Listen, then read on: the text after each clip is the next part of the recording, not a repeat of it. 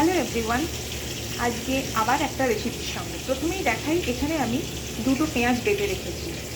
এখানে একটা আমি মশলা পেস্ট বানিয়ে রেখেছি, আদা, কাঁচা লঙ্কা, শুকনো লঙ্কা, জিরে, ধনে, এটা দিয়ে একটা ভালো করে স্মুথ পেস্ট বানিয়ে রেখেছি। কই মাছগুলো এখানে আমি নুন, হলুদ, লঙ্কা গুঁড়ো দিয়ে ভালো করে ভেজে নিয়েছি। খুব বেশি কড়া হবে না, একটু হালকা ভাজা হবে। তেলটা একটু বেশি দিয়ে ভাজতে হবে, যাতে ওই তেলেই আমরা রান্নাটা শুরু করতে পারি। এখানে আদা, জিরে, ধনের মধ্যে আমি 3টে এলাচও পেস্ট করে নিয়েছি।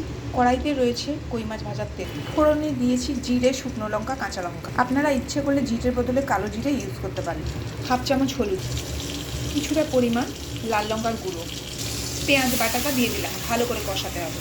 একটু সামান্য পরিমাণ চিনি, আদা, জিরে, ধনে, টমেটো, এলাচের পেস্ট, এর মধ্যে শুকনো লঙ্কা, কাঁচা লঙ্কাও দেওয়া আছে। খুব ভালো করে কষাবো।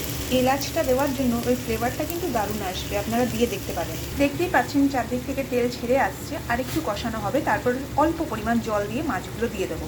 পরিমাণ মতো নুন। কষানো হয়ে গেছে, দিয়ে দিচ্ছি জল। মাছগুলো দিয়ে দিয়েছি, 10 মিনিট ফুটতে দেবো। তেলকই কিন্তু আমার একদম রেডি হয়ে গেছে। চারদিক থেকে দেখতেই পাচ্ছেন তেলটা সুন্দরভাবে বেরিয়ে এসছে। এবার কাঁচা লঙ্কা ছড়িয়ে দিয়ে নামিয়ে নেব। এইভাবে বানিয়ে আপনারা খেয়ে দেখুন, আশা করি আপনাদের সকলের খুব ভালো লাগবে।